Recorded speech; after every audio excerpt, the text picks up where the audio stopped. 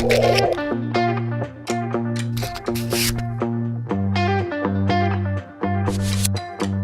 back, everybody. It's another episode of Bobby J on 30A. I'm your co-host, Chris Angel, here with your host, Bobby Johnson. Bobby Johnson. How are you? Good. How are you? Awesome. I'm outside again. I love it. I love outside. You're an outside guy. That's what you are. You hear those birds going? I love those birds. I was just watching the Masters this weekend, and I got to hear all these birds down in Augusta, Georgia, just through the microphones. Was that not a beautiful? I pulled over and went into a restaurant so my son and I could watch that together. That was incredible. Yeah, that was good. He earned it. You know, a lot of people. I mean, he went the hard way. What was it? 10 years? It was 11 since his last major and 14 since his last Masters. Wow. Yeah. Wow. Can you imagine the goals that guy must have had? Gosh, you know, it's funny you mentioned those birds, but there's a bird that's the same bird. You know, everyone sets an alarm, right? Yeah, yeah. I don't have an alarm. I don't want to say. I wake up early, probably. You know, like most guys, I think I wake up pretty early. But I wake up to that bird. There's a bird that kicks off every morning at 6:30, and that's my alarm clock. Wow. Which is a really cool thing to wake up to versus a loud, obnoxious alarm clock. You know? Yeah, right. Yeah. So, yeah. Well, it's funny we talk about goals. I was trying to throw that in there for transition. Like, you know, I think obviously Tiger Woods had goals, I think, right? But I think as you go through life and life unfolds, because you don't know which way it's going to unfold. It just unfolds how it unfolds. I think it causes you to start to reconsider what goals really are. You came up with this topic. I'm just framing it for people, right? But like, you were talking about rethinking goals before we hit record. So walk me through some of this thought process that's coming up. So I love how you led that in, because I bet you know, look how many years Tiger, you know, probably tried to get back, right? Yeah. Right. I wonder, I would love to, you know, wouldn't it be great to have a conversation with him and wonder if he rethought his goals? Mm-hmm. Like, what am I really trying to do here? And I would bet that his thinking early on was, oh, I got to win another one. I got to win another one. I got this goal. I got to get 5 jackets. I've got to get, instead of like, he probably at one point, you know, rethinking your goals, maybe I need to get healthy. Dude, yeah, a year and a half ago, back in order. Maybe I need to, that. Right. And so then everything else kind of, and I guess in bringing this full circle, what we were talking about was I went on the trip that I told you about, right? And I came back to the office. And at my office, I have this big white board, and I have all my advertising and marketing spots that are there. I don't let anybody really see it unless they work for me, because it's all, if you work for me, it's all free to look at. Yeah. But I come back, and one of the girls wrote goals right down the middle of it. And it just caught me off guard, because I was like, here I almost killed myself. And they're thinking, and no offense to them, because they get this thinking from me, right? But I had this epiphany of, you know, maybe I'm going about this all wrong, right? Chasing goals, the way I've been doing it, you know, we do 30 transactions one year, 40 transactions another year. But what goals entail that direction means I'm not doing enough. Yeah. Right. I need to be more me.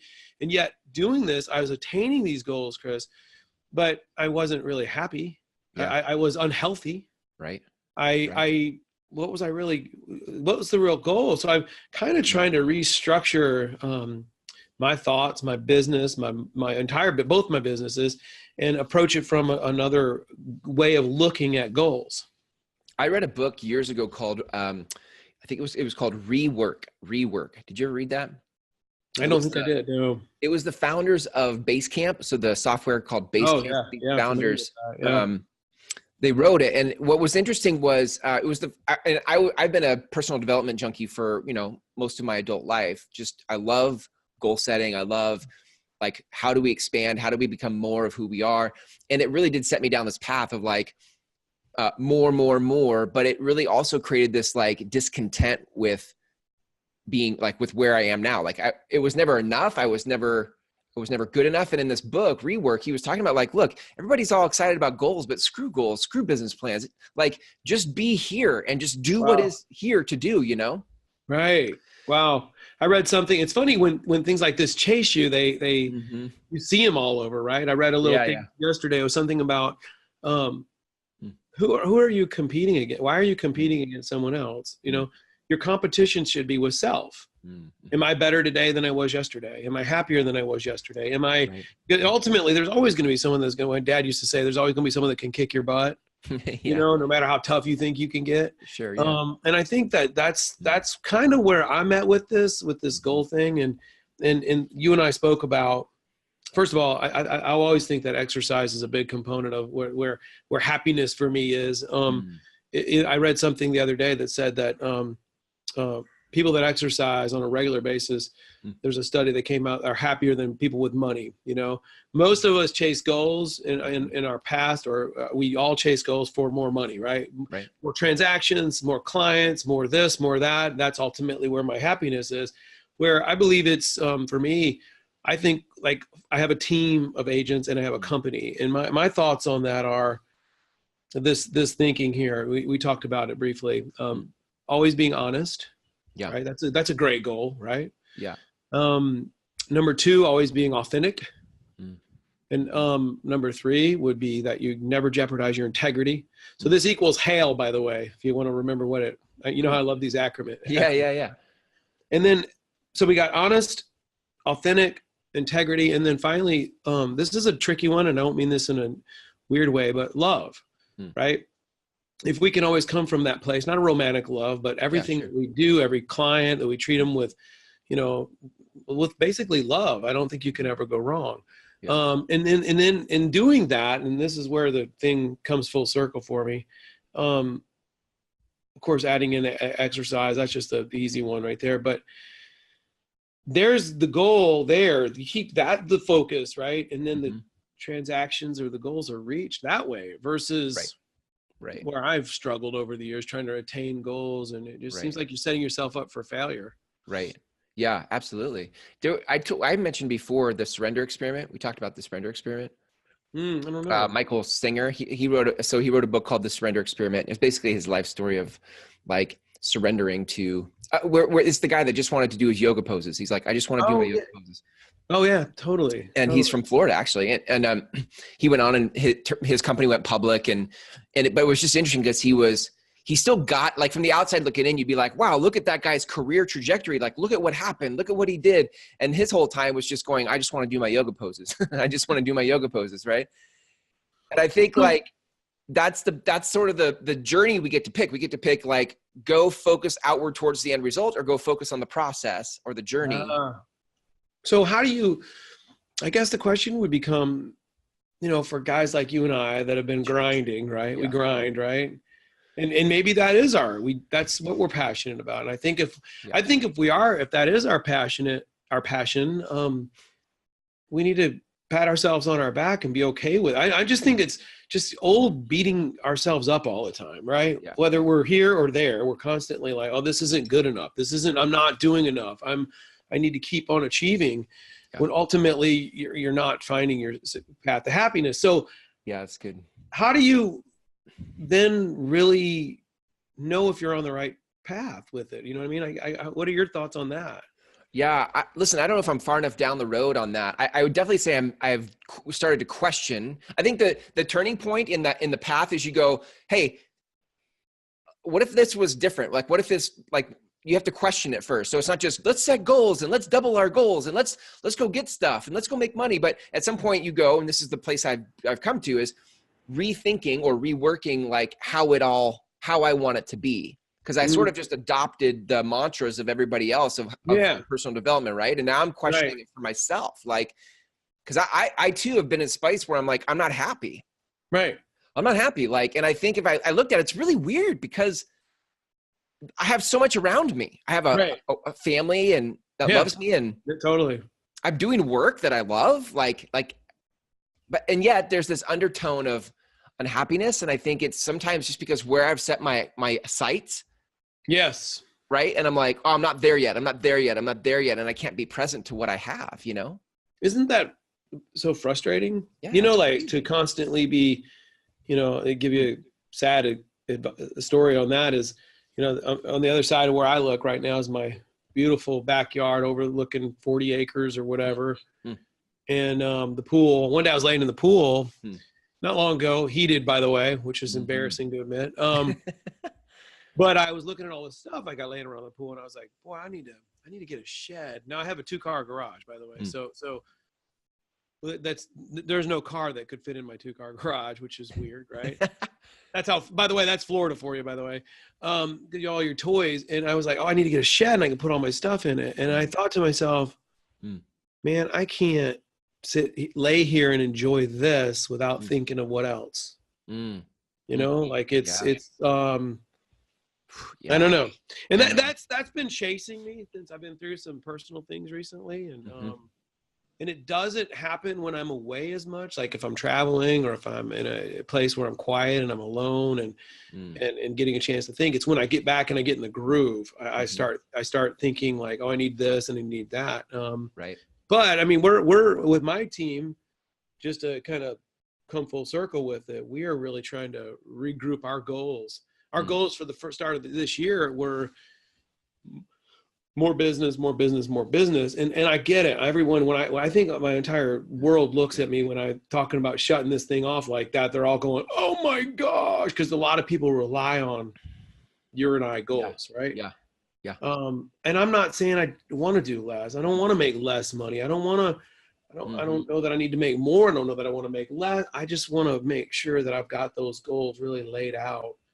And that's the search instead of the more. Just seems like it always means more of me. Right.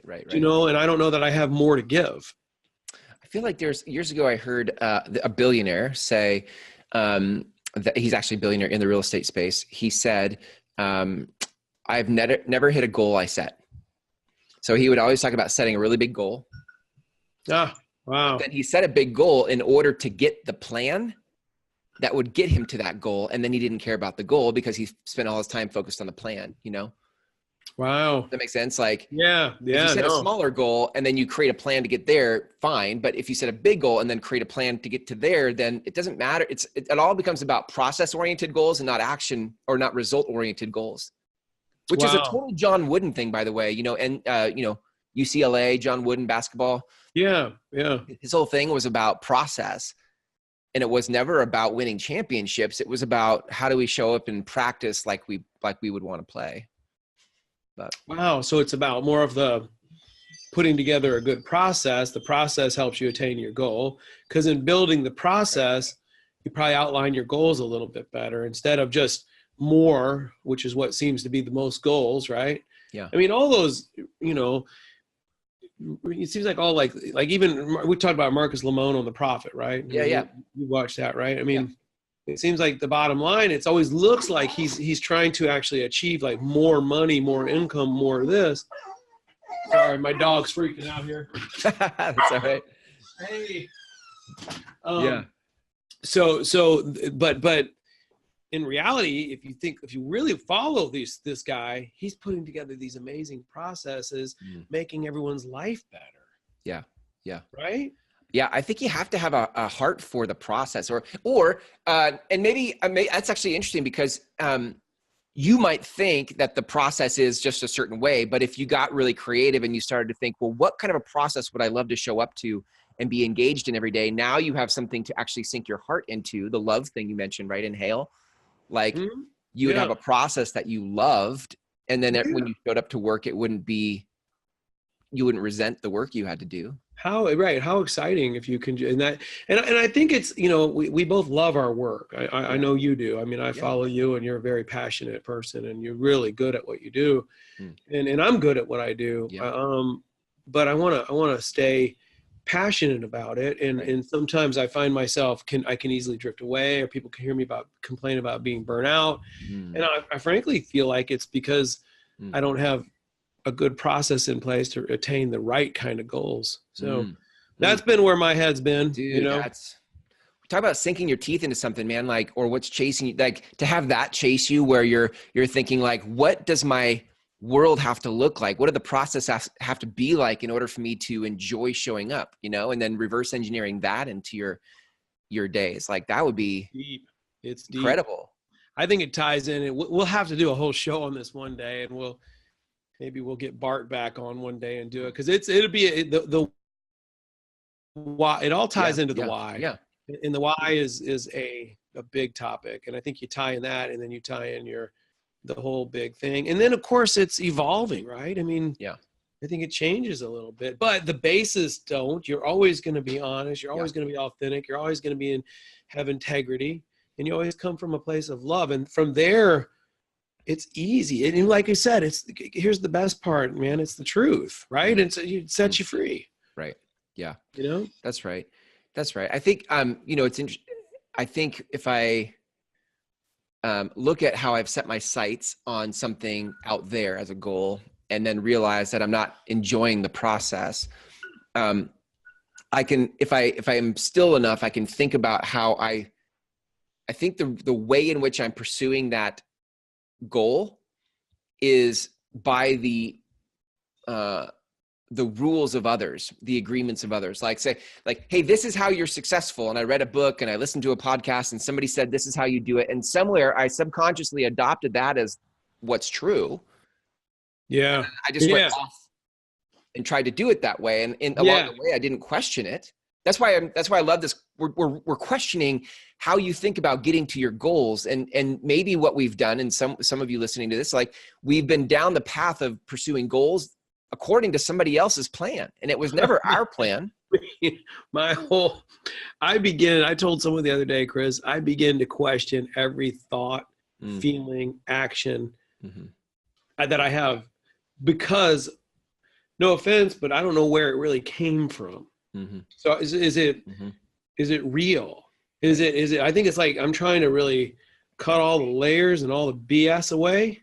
Yeah. And rebuild myself here so I can really understand where my true happiness is. Now, that's great. I never thought about it based on like what you just said, based on others. And then think about all the social media and everything that's thrown at us and what we're supposed to be doing, right? We didn't have this years ago, you know? Yeah. We start making all sorts of assumptions and connecting dots that may not be there to connect, but our mind is pretty active. So we're like, oh, this is like, we just make stuff up all the time. And I do think that it's maybe a rite of passage. I mean, you tell me if you think this way too, but I feel like at some point you work with what you have. In my 20s, I just read a book and it was talked about goals. And so that's what I had, and I went and did it. But once you start questioning things, it can get scary or uncertain or cloudy. You're like, things aren't the way I thought they were.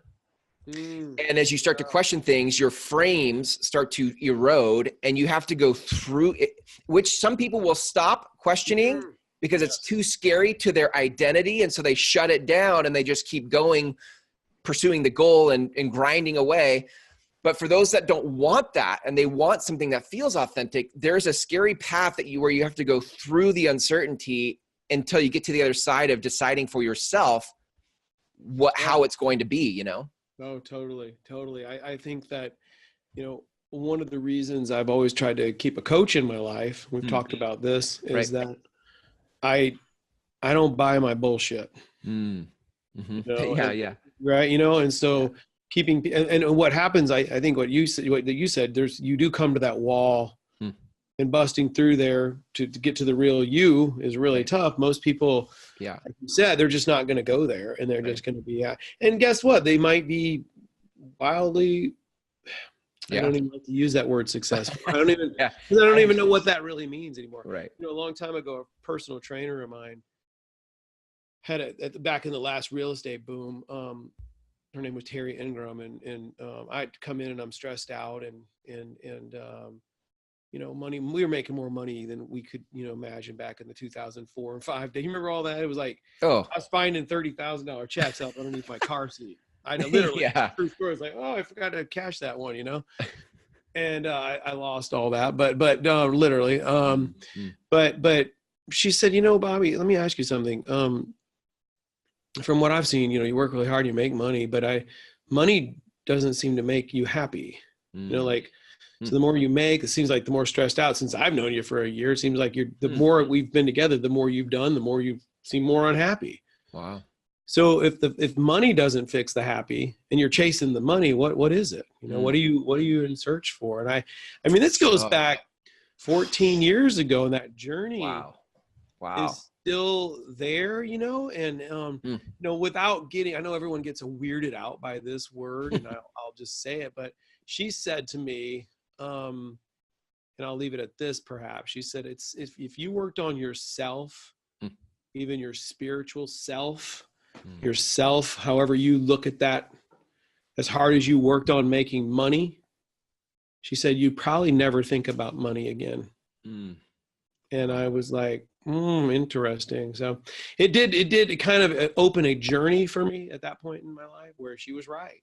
Yeah. You know, if I think about it like that, I chased that just as much.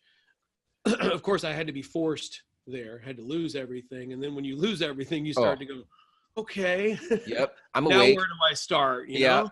Yep. For real. Yeah. So true. So true. I had this thought, it was probably a month or two ago. I was out on a walk, and I've had sort of this feeling like I really need to be successful. I really want to be successful because I don't want to look back on my life and regret that I didn't expand into the person I knew I could expand in my potential. Right. Right. And that's been driving me for a while, but I had this thought in the grind of all of that story that what I would regret more. And I just hadn't seen this until a month or two ago.